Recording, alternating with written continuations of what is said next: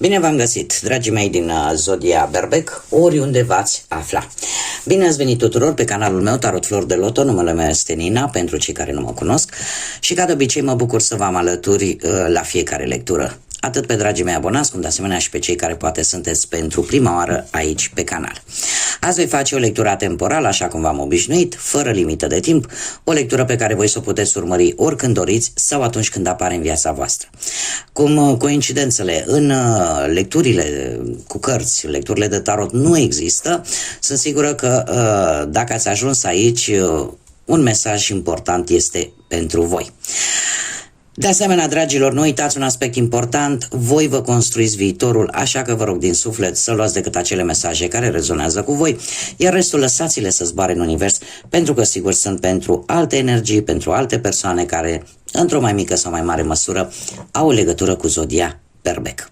Cum de asemenea, dacă nu veți rezona cu această lectură, puteți viziona celelalte zodii care pot reprezenta pentru voi, poate ascendentul, luna, Venus sau oricare altă planetă importantă pentru voi din harta voastră astrală. Așa că, dragilor, toți cei care aveți soare, lună, Venus, ascendentul în Zodia Berbec, atunci această lectură este de asemenea și pentru voi. Și haideți să începem cu acest minunat oracol Rosenbell, care are o tehnică diferită față de Lenormand, da? Și pe care a trebuit să o studiez ca să vin în fața voastră și să încercăm să vedem ce situații ne dă acest oracol. Bun, ce aveți favorabil? Favorabil avem pasiunea. Pasiunea care vine cu Venus. Cu Venus, care ne vorbește de o părere de sine foarte bună, ne vorbește de iubire, ne vorbește de plăcere, de pasiune, de ceea ce tu îți dorești să faci pentru ca tu să te simți bine, tu din punct de vedere personal să te simți bine. De asemenea, ne mai poate vorbi de nevoia de iubire, de nevoia de a reuși poate un anumit lucru, da? Și de acele dorințe lăuntrice care cumva parcă încep să se activeze. Ce ne mai spune și ce este în favoarea ta această carte? Păi ne mai spune că există o accelerare, există un entuziasm, o încăpățânare, aș spune, chiar și un pic mai mult curaj, așa, o nerăbdare de a face ceva, de a rezolva poate un lucru. Da? Cumva vreți să se rezolve mai repede o problemă. Da? Ce este în contra voastră? Și avem aici cartea Comerțul, care vine cu Mercur. Ce este în contra ta? Cred că, ținând cont că avem și pe Mercur aici, aș spune că există o formă, cred eu, diferită de a gândi. O formă diferită poate de a comunica. Și ținând cont că este pe poziția, să zicem așa, opusă, da, este cumva în contra ta, nu ți este atât de favorabil, poate că în perioada asta nu prea sunteți voi așa foarte comunicativi sau poate vă este un pic mai greu să vă exprimați părerile sau să spuneți exact cam ce v-ați dori.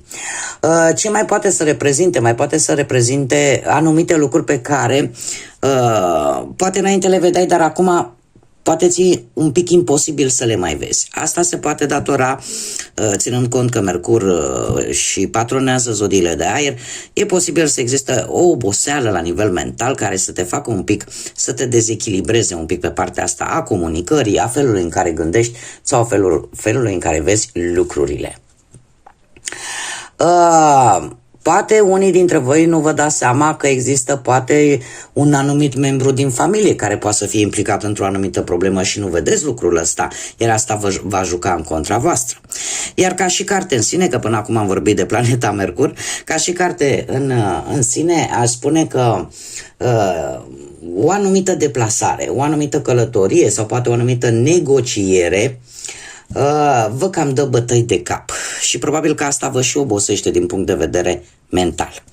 Haideți să vedem care este surpriza voastră sau concluzia, răspunsul la întrebările voastre. Binecuvântare. avem binecuvântare și de asemenea îl avem pe Saturn. Pe Saturn care ne spune, de fapt, pentru voi, dragilor, că o lecție de viață importantă. Dacă n-ați învățat-o, o să o învățați cât de curând. Asta să zicem că ar fi și o concluzie sau ca surpriza voastră. De ce spun acest lucru? Pentru că Saturn, în general, atunci când vine cu anumite situații, cu anumite lucruri care de multe ori poate ne iau prin surprindere, dar de fapt vine ca să te învețe ceva, să scoată ceva bun din respectiva situație, în așa fel încât tu să poți învăța o lecție super importantă pentru tine și în felul ăsta să poți să crești la nivel personal. Saturn de asemenea ne vorbește despre înțelepciune, despre acea așteptare atât de lungă pe care ai avut-o în ultima vreme, cumva se va încheia. Vei primi într-un final acea binecuvântare cerească, divină, universală, ca ceva care durează de foarte multă vreme, ajunge la punctul său final. E posibil să apară anumite îmbunătățiri, anumite reușite, care, mare atenție, vor fi pe o lungă perioadă de timp. Cât privește cartea în sine, binecuvântarea, trebuie să vă spun că este o carte care îmi vorbește tare mult de protecție divină. Ne vorbește de iluminare, de vocație, de o schimbare favorabilă care apare în viața ta și care va apărea pe termen lung. Așa că nu e nimic de rău. Haideți să vedem ce ne spune și tarotul și începem așa cum v-am obișnuit cu viața profesională. Să vedem ce are de spus tarotul. Haideți să le punem așa, ca să nu stea înghesuite. Bun. Pe partea profesională spune că ați avut cu ceva timp în urmă un succes. Un succes, poate în carieră sau poate în obținerea unui job. Ceva ce are legătură în general cu viața profesională. Faptul că avem soarele aici îmi spune că ai găsit poate o soluție benefică pentru tine la nivel profesional. Sau poate ai găsit acel job pe care tu îl căutai de atâta timp. În prezent avem un paș de cupe care oarecum îmi întărește încă o dată că lucrurile din punct de vedere profesional se vor îmbunătăți. E posibil să fi primit, dacă nu veți primi, un apel foarte important, poate în urma unui interviu pe care voi l-ați dat acum ceva vreme, sau poate pur și simplu veți semna un contract sau o înțelegere dacă aveți propria firmă. În ceea ce privește următoarea perioadă, viitorul apropiat îmi spune că aveți forța care îmi întărește și mai mult aceste două cărți. De ce? Pentru că îți demonstrezi tu ție că poți și că de tot ce ți-a fost teamă de fapt au fost decât ca să zic așa mici inconveniente. Forța reprezentată de zodia leului, poate pe planul ăsta. Și avem aici de asemenea și aici se repetă leu aici și aici avem zodii de apă, rac, pești sau scorpion. E posibil ca pentru unii dintre voi să rezonați cu aceste zodii pe planul ăsta profesional. Cum vă spuneam, în următoarea perioadă forța vine cu putere, cu rezolvări, cu faptul că cumva lucrurile merg în creștere și vei rezolva o problemă stringentă, o problemă la nivel profesional, care îți va aduce cu ea o schimbare foarte benefică în carieră. Indiferent că sunteți angajați, indiferent că vă căutați un job sau indiferent că aveți propria afacere. Haideți să vedem cu bănuții cum stați. Cu bănuții avem un 8 de monede. Dragilor, într-un trecut nu foarte îndepărtat, probabil că ați primit ori vreun ajutor bănesc pe care voi îl așteptați, ori poate ați rezolvat o anumită temă materială sau așa, oarecum un pic situația asta financiară, să zicem, a a avut parte de o mică îmbunătățire. În prezent avem un 4 de cupe. În prezent sunteți un pic mai gânditori, aș spune, cu acest 4 de cupe. De ce? Pentru că sunt oportunități de a face bani și asta o vedem chiar și cu diavolul aici, care nu trebuie să vă sperie. Eu de fiecare dată când apar, în general, cărți care sperie așa denumirea lor, pe partea banilor, diavolul chiar este o carte pozitivă, trebuie să vă zic lucrul ăsta. De ce? Pentru că reprezintă banii. Da, banii nu i-a făcut nici Dumnezeu, nici Universul, banii nu i-am inventat și tocmai de aceea e un lucru terenal, e un lucru lumesc și care e tentant, da? Nu are nicio legătură cu partea spirituală, are legătură cu noi ca ființe terenale. Deci în acest moment sunteți foarte gânditori relaționat cu banii. De ce? Pentru că oportunități vă vin.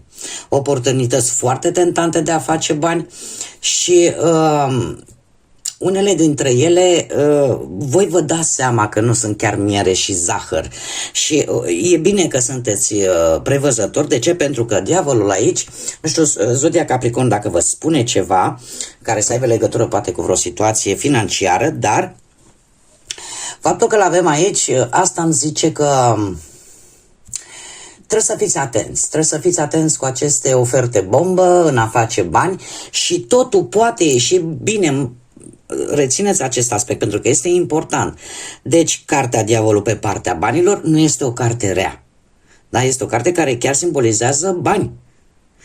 Doar că singurul lucru care vi se cere, pentru că poate să fie într-adevăr o ofertă foarte viabilă și foarte bună, obțineți informații. Verificați orice informație care vi se servește, vi se pune în față, pentru că într-adevăr sunt șanse ca această ofertă sau una dintre ele să fie una foarte benefică pentru voi în ceea ce privește bănuții. Haideți să vedem cu dragostea cum stați. Cu dragostea, prima oară, pentru cei care sunteți deja într-o relație. Pentru cei care sunteți într-o relație, avem un 2 de bâte. Un 2 de bâte, ia să vedem.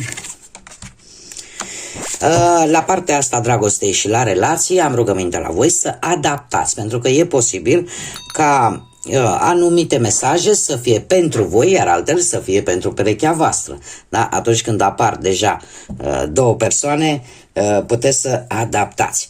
Ce avem noi aici? Într-un trecut nu foarte îndepărtat avem un 2 de bâte, care îmi spune că ai avut, cum să spun eu, o situație care te-a pus un pic în dilemă, da? În relația ta. Probabil că ai descoperit că sunt alte persoane involucrate sau alte persoane care își bagă nasul în relația ta și a trebuit poate să iei o decizie sau poate a trebuit să ieși un pic din zona ta de confort pentru a găsi o soluție. Cert este că ți-ai dat seama exact ce trebuie să faci ca relația ta să funcționeze. În prezent avem un 3 de monede care îmi spune că concretizezi cumva o idee. Concretizezi cumva o idee sau o soluție, dar cumva ajutat de altcineva. Sau poate ai cerut ajutorul altei persoane tocmai pentru a rezolva anumite probleme, ca să zic așa, pe care le-ai putea avea în relație. Într-un viitor nu foarte îndepărtat avem justiția. Nu știu, semnul balanței dacă vă spune ceva. Justiția care îmi vorbește tare mult de două situații. Sau mai degrabă aș spune de una, ținând cont că istoria pe care eu o văd aici, mesajul pe care mie mi-l arată cărțile. Dragilor, cei care ați avut conflicte și din câte văd eu aici, cel puțin unii dintre voi vreți, luptați să vă salvați relația, nu vreți să o pierdeți. Trebuie să vă spun că e posibil să vă rezolvați aceste conflicte și să mergeți totuși înainte. Pentru că justiția mie îmi spune că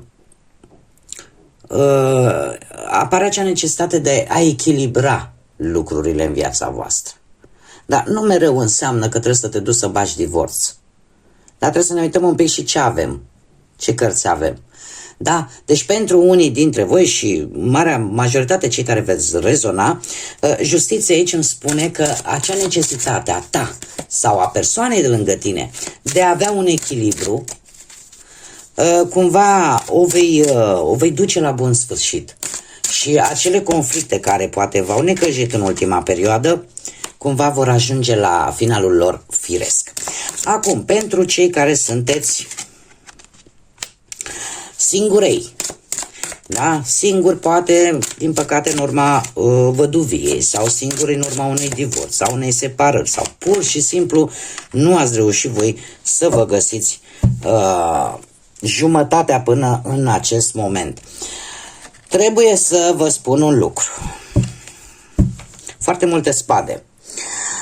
Dragii mei, cei care sunteți singurei, așa per general trebuie să vă spun că cam tot ce se petrece în interiorul vostru acum e mai mult la nivel mental. Într-un trecut nu foarte îndepărtat avem o regină de cupe care îmi vorbește despre zodii de apă, Rac, Pești sau Scorpion. Poate că unii dintre voi la un moment dat ați socializat, ați ieșit un pic mai mult, te-ai lăsat așa un pic ghidat de intuiție și poate ai reușit să cunoști pe cineva care să-ți ghicească efectiv cuvintele înainte ca tu să le rostești și asta să te fi fascinat așa într-un mod foarte plăcut. Totuși avem ca și zodii aici, mie mi-apar zodiile de aer și de apă, cum am mai spus, Rac, Pești sau Scorpion sau Gemeni, Balanță sau Vărsător, da? Care predomină pentru cei singuri. Dacă nu vorbim de o persoană și vorbim strict de o anumită situație, se pare că în ultima perioadă, dragilor care sunteți singuri din berbec, azi că v-ați lăsat purtați așa de intuiție, ați fost mai înțelegători, poate ați fost, nu știu cum să spun eu, v-ați conectat mult mai mult cu ceilalți sau poate pur și simplu ați avut așa ceva magnetic care a atras oamenii. Avem aici în prezent un rege de data aceasta de spade care ce îmi spune? Îmi spune că există într-adevăr în acest moment pentru unii dintre voi posibilitatea de a cunoaște mai bine pe cineva destul de viril, destul de intelectual, destul de hotărât sau dacă de exemplu este un personaj feminin, poate că are așa niște caracteristici un pic mai masculine, dar foarte luptătoare și așa per general este o persoană care poate nu-și arată așa ușor sentimentele. Asta dacă vorbim de o persoană, mare atenție, dar dacă vorbim de o situație, atunci acest rege de spade mie îmi spune că în acest moment sunteți voi mai hotărâți, mai fermi, sunteți voi mai luptători, sunteți voi care încercați oarecum să nu vă mai pune sentimentele pe tavă și să le oferiți așa tuturor sau încrederea posibil din anumite temeri. Posibil și acest lucru. Într-un viitor apropiat, tocmai de aceea am văzut că avem un 9 de spade. Un 9 de spade care eu aș spune că sunteți destul de cum să spun eu, sunteți destul de preocupați. De ce? Pentru că sunteți, și aici vine și cu un sfat această carte, aceea de a nu avea încredere așa din prima. Pentru că așa cum îmi place mie să spun, încrederea nu vine din fabrică, încrederea se câștigă și pentru a se câștiga trebuie să ți se demonstreze. Acum, e posibil tocmai de aceea să fiți un pic așa preocupați. De ce? Pentru că nu știți dacă să aveți sau să nu aveți încredere în această persoană. Dar sfatul cărților este acesta de a fi cât mai, cum să spun eu, mai reticent. Da? Trebuie să ți se demonstreze că poți avea încredere în respectiva persoană. Și acum, am mai pregătit, am zic, domne, hai să nu mai dau un mesaj, numai un mesaj general și m-am gândit să vă dau un mesaj pentru cei care sunteți interesați să vedeți ce gândește persoana dragă vouă sau o persoană care pentru voi are așa o conotație specială. Și haideți să vedem ce mesaj am pentru voi din partea persoanei voastre de interes. Și avem un mesaj care ne spune de ce nu pot să-ți spun adevărul. De ce nu pot să-ți spun adevărul? Este mesajul persoanei. Haideți să mai scoatem încă două. Dacă se va face un pic mai lungă lectura, dar haideți să vedem. Al doilea mesaj. Sunt blocată în viziuni, în imagini cu noi doi împreună. Și încă un mesaj.